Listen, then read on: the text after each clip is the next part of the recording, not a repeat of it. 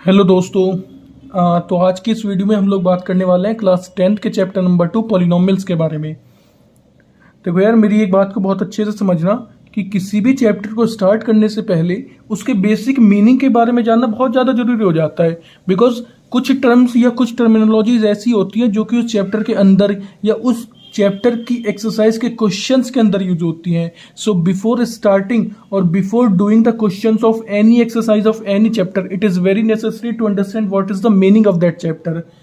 तो आज हम स्टार्ट कर रहे हैं अपना क्लास 10th का चैप्टर नंबर 2 पॉलिनोमियल्स। तो सबसे पहले हम यही जानेंगे कि पॉलिनोमियल्स का बेसिक मीनिंग क्या होता है, मतलब किसे हम पॉलिनोमियल्स बोलेंगे। देखो, पॉलिनोमियल्स की जो डेफिनेशन होती है ना, पॉलिनोमियल्स की जो डेफिनेशन होती है वो होती है an algebraic expression in which variable involved having only non negative integral power.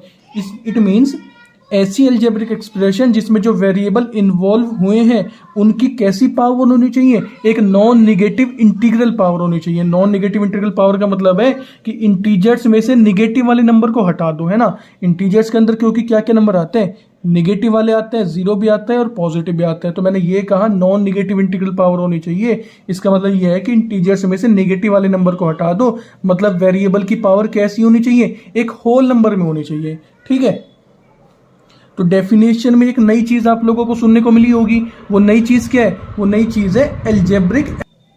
हाँ, तो वो नई चीज क्या है? वो नई चीज है एल्जेब्रिक एक्सप्रेशन। तो एल्जेब्रिक एक्सप्रेशन का मतलब होता है, मतलब जो डेफिनेशन होती है वो होती है combination of constant and variables connected by some or all the operations like plus, multiply, minus and divide. तो इसमें नई दो वर्ड सुनने को मिले आप लोगों को। क्या क्या? मतलब दो नए वर्ड सुनने को मिले। नए वर्ड मतलब जिसके बारे में आपको थोड़ा कम पता है। क्या क्या है वो? कांस्टेंट और वेरिएबल। तो हम बिल्कुल बेसिक, मतलब बिल्कुल जीरो लेवल से अपने चैप्टर की शुरुआत कर रहे हैं, और वो जीरो लेवल क्या है? कांस्टेंट से शुरुआत कर रहे हैं। ठीक है, पहले कांस्टेंट पढ़ेंगे, उसके बाद वेरिएबल्स पढ़ेंगे, उसके बाद अलजेब्रिक एक्सप्रेशन, देन पॉलिनोमियल्स। और यही सीक्वेंस होता है किसी भी चैप्टर को स्टार्ट करने का। तो देखो यार, कांस्टेंट वैसे तो आप लोगों को मतलब जो वर्ड है उससे ही समझ में आ रहा है कि कांस्टेंट का मतलब होता है ऐसा कुछ जिसकी जो वैल्यू होती है वो क्या होती है? कांस्टेंट होती है, फिक्स्ड होती है। और कांस्टेंट को हम बहुत जगह के वगैरह से भी रिप्रेजेंट करते हैं, मतलब 1 2 3 ये नंबर से तो करती हैं, लेकिन कई जगह के, सी, मतलब इन चीज़ों से भी रिप्रेजेंट कर देते हैं। तो जो कांस्टेंट की डेफिनेशन होती है वो होती है अ सिंबल, मतलब एक ऐसा सिंबल जिसकी न्यूमेरिकल वैल्यू क्या होगी? फिक्स्ड होगी। A symbol having fixed numerical value. A symbol having fixed numerical value. और ऐसे सिंबल को हम क्या बोलेंगे? कांस्टेंट बोलेंगे। फॉर एग्जांपल 1 2 3 4, ये सारे के सारे क्या है? ये सारे के सारे हैं कांस्टेंट। मतलब अगर तुम मार्केट में जाते हो 1 किलो आलू लेने, तो वो एक क्या है? वो 1 क्या है? वो 1 कांस्टेंट है। ठीक है। सेकंड है वेरिएबल्स। वेरिएबल्स की डेफिनेशन क्या होती है? वेरिएबल्स की डेफिनेशन होती है अ सिंबल, मतलब देखो इसका उल्टा हो जाएगा, मतलब एक ऐसा सिंबल जिसकी जो न्यूमेरिकल वैल्यू होगी वो क्या होगी? चेंज होती रहती है, मतलब डिफरेंट, बदलती रहती है। अ सिंबल हैविंग नहीं लिखेंगे, a symbol which may be assigned, मतलब एक ऐसा सिंबल जिसकी जो न्यूमेरिकल वैल्यू होगी वो चेंज होती रहती है, यानी कि a symbol which may be assigned different numerical value.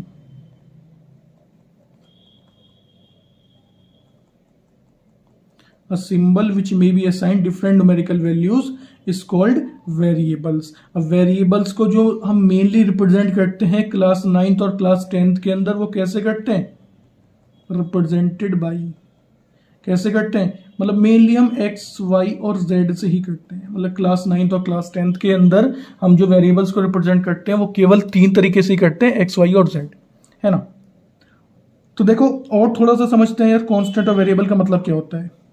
मैंने बताया कांस्टेंट का मतलब हो गया एक ऐसा सिंबल जिसकी न्यूमेरिकल वैल्यू क्या होगी, फिक्स्ड होगी, और वेरिएबल ऐसा सिंबल जिसकी जो न्यूमेरिकल वैल्यू होगी वो बदलती रहती है, चेंज होती रहती है, यानी कि a symbol which may be assigned different numerical values. अगर मैं आप लोगों से कहूँ ये एक स्क्वायर है ना, ये क्या है, एक स्क्वायर है, तो स्क्वायर का जो पेरीमीटर आप लोग निकालते हो, पेरीमीटर निकालने का फॉर्मूला क्या होता है स्क्वायर का, तो आप कहोगे सर पेरीमीटर निकालने का फॉर्मूला होता है 4 इंटू साइड। मतलब किसी भी स्क्वायर के पेरीमीटर निकालने का फॉर्मूला क्या होता है, 4 इंटू साइड, है ना। मान लो ये कोई स्क्वायर है, तो किसी भी स्क्वायर का पेरीमीटर निकालने का फॉर्मूला क्या होता है, 4 इंटू साइड। पेरीमीटर का मतलब क्या होता है, मतलब जो भी कंप्लीट एक फिगर दी हुई है एक राउंड काट दो, मतलब एक कंप्लीट राउंड काट दो, है ना। तो 4 साइड है तो एक मतलब 1 side plus 2 side plus 3 side plus 4 side, और चारों साइड बराबर होती हैं, यानी कि 4 इंटू साइड हो गया। ठीक है, इसका फॉर्मूला क्या होता है पेरीमीटर निकालने का किसी भी स्क्वायर का, 4 इंटू साइड। अब यहाँ पर देखो ये जो 4 है, ये जो 4 है ये क्या है, ये तो कांस्टेंट है, और जबकि ये जो साइड है वो क्या है, वो एक वेरिएबल का काम कर रही है। मतलब यहाँ पे ये कैसा काम कर रही है, एक वेरिएबल की तरह काम कर रही है। आप पूछोगे सर कैसे, क्योंकि देखो स्क्वायर का साइज मान लो तुमने चेंज कर दिया, पहले साइड 3 सेंटीमीटर की थी, अब साइड कितने की हो गई, 5 सेंटीमीटर की हो गई, तो जो पेरीमीटर निकलेगा वो तो अब भी 4 इंटू साइड के फॉर्मूले से निकलेगा, यानी कि ये जो 4 है वो तो नहीं चेंज होगा ना। अरे समझ रहे हो बात को, मतलब 4 जो है वो तो चेंज नहीं होगा, केवल बदलेंगी क्या, मतलब चेंज क्या होंगी, साइड चेंज होगी, यानी कि न्यूमेरिकल वैल्यू फिक्स्ड क्या है, 4 है। और मैंने वही बताया ऐसा सिंबल जिसकी न्यूमेरिकल वैल्यू फिक्स्ड होगी उसे हम क्या बोलते हैं, कांस्टेंट बोलते हैं, यानी कि पेरीमीटर के फॉर्मूले में जो कांस्टेंट है वो क्या है, 4 है, और जो वेरिएबल है वो क्या है, साइड है। समझ गए बात को, समझ गए होंगे। अब बात करते हैं, देखो इसका ये एक और एग्जाम्पल ले लेते हैं। मान लो अब हमारे पास एक रेक्टेंगल है ना, अब क्या है, एक रेक्टेंगल है, रेक्टेंगल की थोड़ी सी कुछ फिगर इस तरीके से होती है। तो रेक्टेंगल का जो पेरीमीटर आप लोग निकालते हो वो कैसे निकालते हो, twice multiply length plus breadth, मतलब 2 मल्टीप्लाई लेंथ प्लस ब्रेथ। अब ये जो लेंथ और ब्रेथ है, देखो हमेशा ध्यान रखना, मतलब रेक्टेंगल कितना ही बड़ा हो कितना ही छोटा हो जाए, जो बदलेंगी हमेशा लेंथ और ब्रेथ बदलेंगी, यानी कि लेंथ और ब्रेथ क्या है यहाँ पर, वेरिएबल है। और जो 2 है, मतलब चाहे साइड छोटी हो जाए चाहे साइड बड़ी हो जाए, ये जो 2 है वो तो हमेशा ही आता है, यानी कि 2 तो फिक्स्ड है। मतलब ऐसा सिंबल जिसकी जो वैल्यू होगी वो फिक्स्ड होगी वो होता है कांस्टेंट, यानी कि 2 क्या है, कांस्टेंट है, और जो लेंथ और ब्रेथ है वो क्या है, वो वेरिएबल है। समझ गए बात को, सॉरी यहाँ वेरिएबल लिखा गया गलती से, ये वेरिएबल नहीं है, ये क्या है, कांस्टेंट है। समझ गए बात को, कांस्टेंट और वेरिएबल। अब हम लोग बात कर रहे हैं देखो एल्जेब्रिक एक्सप्रेशन की, मतलब एल्जेब्रिक एक्सप्रेशन किसे कहते हैं। एल्जेब्रिक एक्सप्रेशन का मतलब होता है, एल्जेब्रिक एक्सप्रेशन का मतलब होता है क्या, अ कॉम्बिनेशन ऑफ, मतलब ये क्या है एल्जेब्रिक एक्सप्रेशन, एल्जेब्रिक एक्सप्रेशन एक कॉम्बिनेशन है, किस किस का कॉम्बिनेशन है ये, constant, combination of constant and variables. मतलब ये क्या है, ये वेरिएबल और कांस्टेंट का कॉम्बिनेशन है, जो कि जब कॉम्बिनेशन है यानी कि कांस्टेंट और वेरिएबल कुछ ना कुछ कनेक्ट हुए भी होंगे एक दूसरे से। अब कैसे कनेक्ट हुए भी होंगे, combination of constant and variables connected, कैसे कनेक्ट हुए हैं एक दूसरे से, bye some or all the operations, मतलब या तो कुछ या फिर सारे के सारे ऑपरेशंस। और वो ऑपरेशंस क्या हो सकते हैं, वो ऑपरेशंस हो सकते हैं बेटा क्या क्या, एक तो प्लस हो सकता है, और क्या हो सकता है, माइनस हो सकता है, क्या हो सकता है, मल्टीप्लाई हो सकता है, और क्या हो सकता है, डिवाइड भी हो सकता है ना। तो वो सारे के सारे मतलब कॉम्बिनेशन जिसमें वेरिएबल और कांस्टेंट एक दूसरे से कनेक्ट हुए हैं, किन किन साइन से, प्लस से, मल्टीप्लाई से, माइनस से और डिवाइड से, और यही चारों के चारों क्या है, हमारे मैथमेटिकल ऑपरेशंस हैं। अब हम शुरुआत कर रहे हैं अपने पॉलिनोमियल्स की, मतलब पॉलिनोमियल्स की डेफिनेशन के बारे में बात कर रहे हैं, और मैंने वही समझाया था, क्योंकि पॉलिनोमियल्स की डेफिनेशन में इन सब चीज़ों का मतलब कांस्टेंट, वेरिएबल और अलजेब्रिक एक्सप्रेशन का यूज होता है। तो मतलब पॉलिनोमियल्स की डेफिनेशन बताने से पहले ये जरूरी हो जाता है ये जानना कि कांस्टेंट किसे कहते हैं, वेरिएबल किसे कहते हैं, और अलजेब्रिक एक्सप्रेशन कहते किसे हैं। पॉलिनोमियल्स का देखो डेफिनेशन बहुत ध्यान से समझना, बहुत क्या ही इम्पोर्टेंट है। ऐसा कई बार होता है कि हम पूरा चैप्टर खत्म कर देते हैं, लेकिन बच्चों से बिल्कुल एंड में पूछो कि भाई पॉलिनोमियल किसे कहते हैं, 60% बच्चा नहीं बता पाता है। तो पॉलिनोमियल की डेफिनेशन क्या होती है, ऐसी अलजेब्रिक एक्सप्रेशन, ऐसी अलजेब्रिक एक्सप्रेशन, है ना। और अलजेब्रिक एक्सप्रेशन के बारे में हम लोग बात कर चुके हैं, क्या है, कांस्टेंट और वेरिएबल का कॉम्बिनेशन, यानी कि N algebraic expression in which, an algebraic expression in which variable involved,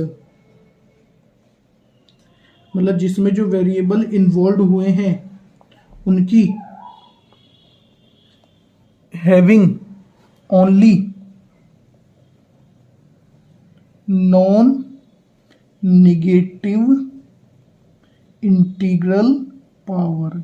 इसका मतलब ये हुआ कि ऐसी अलजेब्रिक एक्सप्रेशन जिसमें जो वेरिएबल इन्वॉल्व हुए हैं उनकी पावर कैसी होनी चाहिए, नॉन निगेटिव इंटीग्रल पावर होनी चाहिए। जैसे मैं शुरुआत में ही बता रहा था आप लोगों को कि ऐसी अलजेब्रिक एक्सप्रेशन जिसमें जो वेरिएबल इन्वॉल्व हुए हैं उनकी पावर कैसी होनी चाहिए, नॉन निगेटिव इंटीग्रल पावर होनी चाहिए। तो ऐसी अलजेब्रिक एक्सप्रेशन को हम क्या बोल देते हैं, पॉलिनोमियल्स बोल देते हैं। अभी और अच्छे से समझते हैं।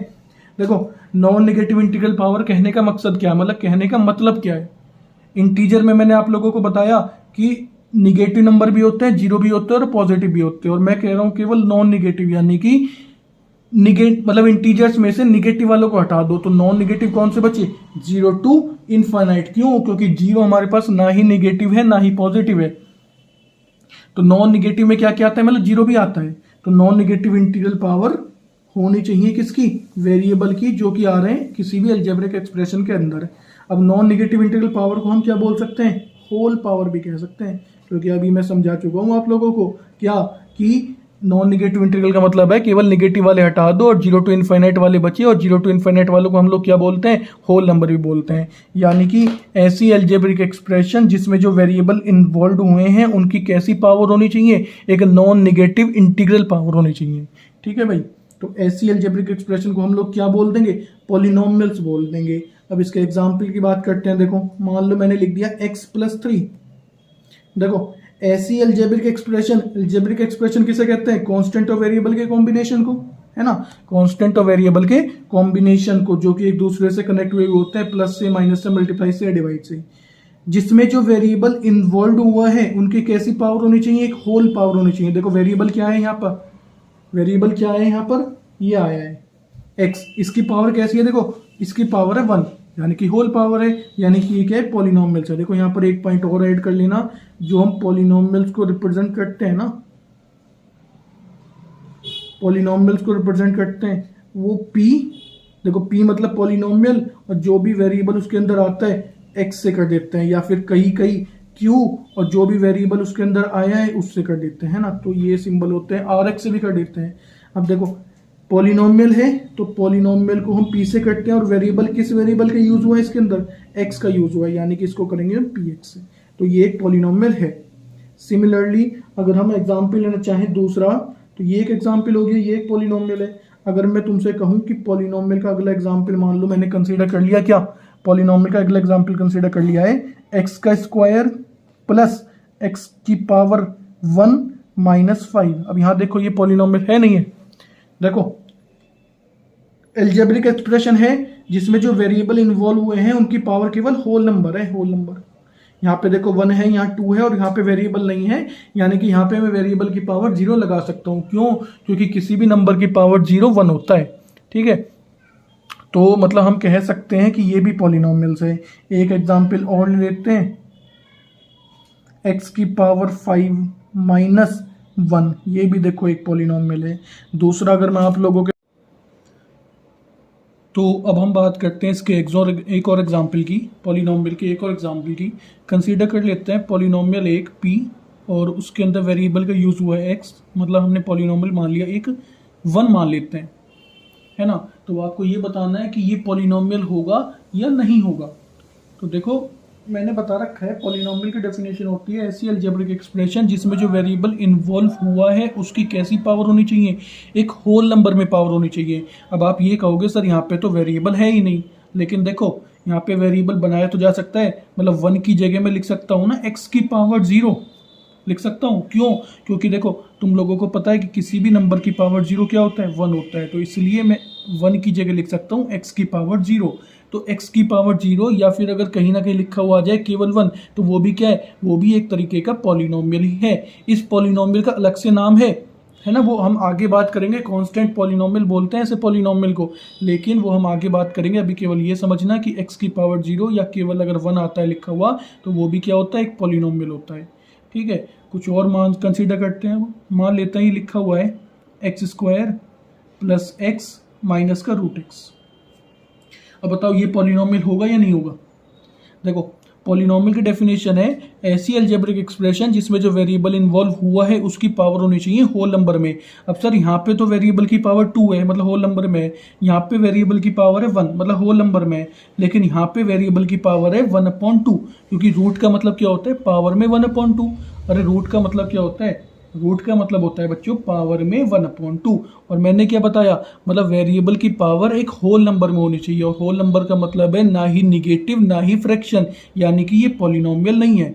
एक और एग्जांपल कंसीडर करते हैं। फॉर एग्जांपल कहीं लिखा हुआ है x प्लस 1/x। तो देखो 1/x का मतलब है कि x की पावर -1 है ना। 1/x का मतलब क्या है, x की पावर -1। अब ये चीज भी ध्यान रख लेना, मतलब पॉलिनोमियल के केस में जो वेरिएबल्स होते हैं वो सारे के सारे कहाँ आते हैं, नुमरेटर में ही आते हैं। डेनोमिनेटर में कोई भी वेरिएबल नहीं रहता है ना। तो यहाँ पे जब हम इस वेरिएबल को डेनोमिनेटर में लेके आएंगे, मतलब सॉरी नुमरेटर में लेके आएंगे, तो हम इसे क्या लिखेंगे, x की पावर -1। तो यहाँ पर भी देखो काम बिगाड़ दिया किसने, इस वाली वेरिएबल की पावर ने। हमारा काम बिगाड़ दिया है किसने, इस वाली x की पावर -1 ने। क्यों? क्योंकि हमने सीख रखा है कि जहां पर भी वेरिएबल की पावर निगेटिव या होल फ्रैक्शन में आ गई उस केस में वो क्या नहीं होगा, वो फ्रैक्शन सॉरी वो पॉलिनोमियल नहीं होगा। यानी कि हम कह सकते हैं ये पॉलिनोमियल नहीं है ना। तो थोड़ा सा आप अंतर पहचानना सीख गए होंगे। वैसे तो ये सब चीज़ें 9th क्लास की हैं, लेकिन फिर भी चैप्टर पढ़ रहे हैं पॉलिनोमियल्स, तो पता होना चाहिए कि क्या चीज़ पॉलिनोमियल होगी और क्या चीज़ पॉलिनोमियल नहीं होगी। एक देखो पॉलिनोमियल की ना एक स्टैंडर्ड फॉर्म होती है, पॉलिनोमियल की एक स्टैंडर्ड फॉर्म होती है, उसके बारे में जानना। स्टैंडर्ड फॉर्म किसकी, किसी भी पॉलिनोमियल की। Standard form of A, standard form of a polynomial, यानी कि किसी भी पॉलिनोमियल की एक स्टैंडर्ड फॉर्म होती है। अब पॉलिनोमियल के हर चीज़ की एक स्टैंडर्ड फॉर्म होती है, क्योंकि चैप्टर पढ़ रहे हैं पॉलिनोमियल, तो इस केस में पॉलिनोमियल की एक स्टैंडर्ड फॉर्म होती है। और वो स्टैंडर्ड फॉर्म क्या होती है, वो स्टैंडर्ड फॉर्म ये होती है कि a की power 0 sorry a base 0 x की power n plus a1 x की power n-1 plus a2 x की power n-2 plus dot dot dot dot dot इस तरीके चलती रहती है। देखो इसका मतलब कुछ नहीं है, कुछ कंफ्यूज होने वाली बात नहीं है, केवल ये समझना a0 a1 और a2, a0 a1 और a2 क्या है, ये तो है कोफिशिएंट्स किसके, इन वाले वेरिएबल्स के, क्योंकि वेरिएबल के साथ जो कांस्टेंट नंबर अटैच होता है उसे हम बोलते हैं कोफिशिएंट। तो यहाँ पर a0 a1 a2 क्या है, ये है कोफिशिएंट है ना। और यहाँ पे जो वेरिएबल की पावर है वो लगातार क्या हो रही है, डिक्रीज हो रही है। तो ध्यान रखना standard form of a polynomial में वेरिएबल की पावर लगातार क्या होती रहती है, कम होती रहती है, यानी कि डिक्रीजिंग ऑर्डर में चलती है। क्या वेरिएबल की पावर मतलब लगातार कम होती रहेगी, और सारी की सारी टर्म्स के बीच में क्या साइन रहता है, केवल प्लस का साइन रहता है। यानी कि जब किसी भी पॉलिनोमियल को तुम कंपेयर करोगे किसी चीज़ से, तो उसमें मतलब कंपैरिजन के केस में सब चीज़ें तुम्हें प्लस के साथ कंसीडर करनी होगी, मतलब प्लस के साथ कंपेयर करनी होगी। जैसे अगली हमारे पास जो इसमें टर्मिनोलॉजी है वो है टर्म्स के बारे में। देखना इसमें ना ये वाली चीज़ समझ में आएगी और अच्छे से। टर्म्स का मतलब होता है किसी भी एल्जेब्रिक एक्सप्रेशन के सेवरल पार्ट्स, मतलब जितने भी मतलब जो एल्जेब्रिक एक्सप्रेशन जितने पार्ट्स से मिलके बनी है उन्हीं पार्ट्स को हम लोग क्या बोलते हैं, टर्म्स बोलते हैं। यानी कि द सेवरल पार्ट्स किसके, किसी भी एल्जेब्रिक एक्सप्रेशन के, the several parts of an algebraic expression, यानी कि किसी भी एल्जेब्रिक एक्सप्रेशन के जो क्या होंगे, सेवरल पार्ट्स होंगे, यानी कि डिफरेंट डिफरेंट पार्ट्स होंगे। उन डिफरेंट डिफरेंट पार्ट्स को हम क्या नाम देते हैं, टर्म्स का नाम देते हैं। फॉर एग्जाम्पल देखते हैं इसका। मान लो एक लिखा हुआ है हमारे पास एल्जेब्रिक एक्सप्रेशन, ठीक है। तो यहाँ पर ये अलजेब्रिक एक्सप्रेशन 3 पार्ट से मिलके बनी है, 1, 2 और 3। और वो 3 पार्ट्स कौन कौन से हैं? ये अलजेब्रिक एक्सप्रेशन 3 पार्ट से मिलके बनी है, और वो 3 पार्ट्स कौन कौन से हैं? 3 पार्ट्स। और वो 3 पार्ट्स कौन कौन से हैं? दैट आर, देखो पहला तो एक्स स्क्वायर है ना, दूसरा क्या है? प्लस का एक्स है, और तीसरा है माइनस का 5। अब ये माइनस का 5 मैंने क्यों लिया है? क्योंकि देखो मैंने अभी बताया standard form of a polynomial में सारी की सारी टर्म्स किस में होती हैं? प्लस में होती हैं। यानी कि तुम किसी भी अलजेब्रिक एक्सप्रेशन की कंपेयरिंग करोगे टर्म्स बताने के लिए तो तुम प्लस वाले से कंपेयरिंग करोगे, मतलब बीच में प्लस साइन आप लोगों को कंसीडर करना पड़ेगा। तो पहला तो एक्स स्क्वायर टर्म हो गई, दूसरी टर्म क्या हो गई? प्लस का एक्स, और तीसरी टर्म क्या हो गई? माइनस का 5। क्यों? क्योंकि मैं लिखूंगा इसे x square plus x plus minus 5, यानी कि थर्ड टर्म क्या है? -5 है। एक और एग्जाम्पल कंसीडर करते हैं इसका। मान लेते हैं लिखा हुआ है एक्स क्यूब माइनस का एक्स स्क्वायर प्लस एक्स, है ना, ये लिखा हुआ है। तो इसके अंदर भी 3 ही क्या है? 3 पार्ट्स या 3 हम टर्म्स बोलेंगे। और वो 3 टर्म्स कौन कौन सी हैं? वो 3 टर्म्स कौन कौन सी हैं? सर पहली टर्म तो है एक्स क्यूब, और दूसरी टर्म है माइनस का एक्स स्क्वायर, और तीसरी टर्म क्या होगी बेटा? तीसरी टर्म हो गई माइनस का एक्स। उम्मीद करता हूँ कि आप लोगों की ये वाली बात समझ में आ गई होगी। अब बात करते हैं इसकी अगला एक टर्म की, जो कि है कोफिशिएंट। देखो कोफिशिएंट वैसे तो पता है आप लोगों को, लेकिन फिर भी समझ लेते हैं एक बार। कोफिशिएंट में एक एग्जांपल लेके ही आप लोगों को बता रहा हूँ। मान लेते हैं हमारे एक पॉलिनोमियल है, हमारे पास क्या एक पॉलिनोमियल है, एक्स की पावर 4 माइनस का एक्स क्यूब प्लस का एक्स स्क्वायर, यहाँ ना माइनस का 2 ले लेते हैं, माइनस का 2 एक्स क्यूब प्लस का एक्स स्क्वायर माइनस का 5। तो अगर मैं आप लोगों से पूछता हूँ कि बताओ कोफिशिएंट किसका, बताओ कोफिशिएंट क्या होगा एक्स की पावर 4 का? एक्स की पावर 4 का कोफिशिएंट क्या होगा? तो आप कहोगे सर एक्स की पावर 4 का कोफिशिएंट है मतलब जो कांस्टेंट नंबर एक्स की पावर 4 के साथ अटैच है। आप कहोगे सर यहाँ तो कुछ नहीं है, मैं कहूँगा कुछ नहीं है, तो इसका मतलब यहाँ पर क्या है? यहाँ 1 है, यानी कि एक्स की पावर 4 का कोफिशिएंट क्या हो गया? प्लस का 1। Similarly coefficient of x cube क्या होगा बेटा? एक्स क्यूब का कोफिशिएंट होगा मतलब जो कांस्टेंट नंबर इसके साथ अटैच है, इसके साथ अटैच है ये 2। लेकिन ध्यान रखना कोफिशिएंट हो या टर्म्स हो, मैंने बता रखा है कंपेयर करनी है standard form of a polynomial से। और standard form of a polynomial में सारी की सारी टर्म्स किस में होती हैं? पॉजिटिव होती हैं। इसका मतलब ये हो गया इसका कि एक्स क्यूब का कोफिशिएंट हो गया माइनस का 2। Similarly coefficient of x square क्या हुआ? 1। और को पूछ ले कोई कि बताओ कोफिशिएंट ऑफ एक्स की पावर 0 क्या होगा, तो आप लोग जवाब दोगे सर माइनस का 5। क्यों? क्योंकि देखो कांस्टेंट टर्म है माइनस का 5, तो इसके आगे मैं एक्स की पावर 0 लगा सकता हूँ। क्यों? क्योंकि किसी भी नंबर की पावर 0 होता है 1, तो इसके आगे जब मैं एक्स की पावर 0 लगाऊंगा यहाँ पे तो उससे कोई फर्क नहीं पड़ेगा। यानी कि यहाँ पर मैं x की पावर 0 ऐसे लगा सकता हूँ, उससे कोई फर्क नहीं पड़ा। तो x की पावर 0 का कोफिशिएंट क्या आ गया? x की पावर 0 का कोफिशिएंट आ गया माइनस का 5।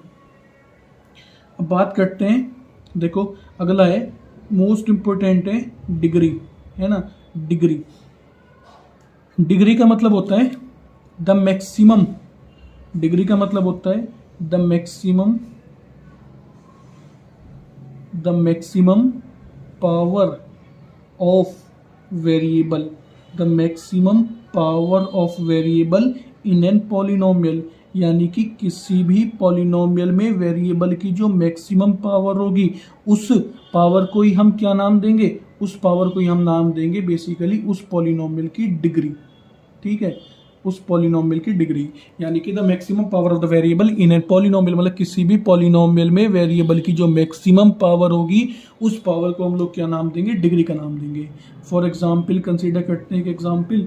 मान लेते हैं तुम्हारे सामने पॉलिनोमियल लिखा हुआ है एक्स की पावर 4 माइनस का एक्स क्यूब प्लस का एक्स।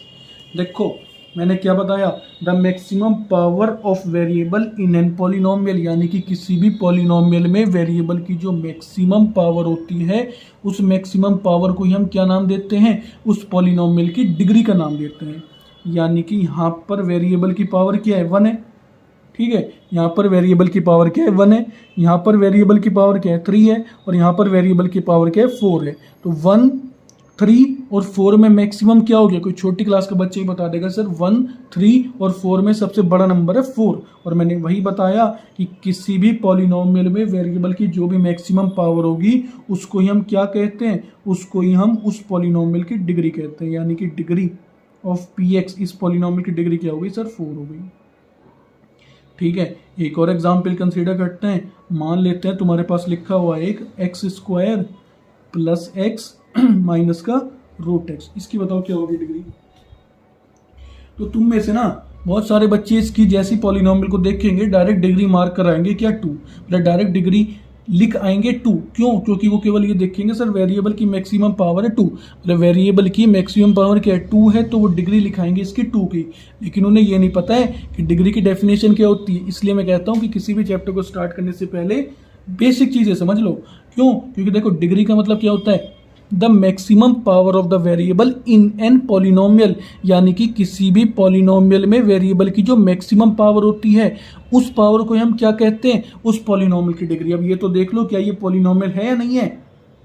x की पावर 2, x की पावर 1, यहाँ पे वेरिएबल की पावर फ्रैक्शन में हो गई। और हमने क्या सीख रखा है, पॉलिनोमियल केवल वही अलजेब्रिक एक्सप्रेशन होगी जहां पर वेरिएबल की पावर एक होल नंबर में होती है, यानी कि ये पॉलिनोमियल ही नहीं है। ठीक है, ये क्या नहीं है, ये पॉलिनोमियल ही नहीं है। तो डिग्री बताना तो बात की बात है, ये क्या नहीं है, ये पॉलिनोमियल ही नहीं है। डिग्री बताना तो सेकंड थिंग है ना, दूसरी चीज़ है, पहले ये तो देख लो कि ये पॉलिनोमियल है या नहीं है। ठीक है, यहाँ तक बात क्लियर है। तो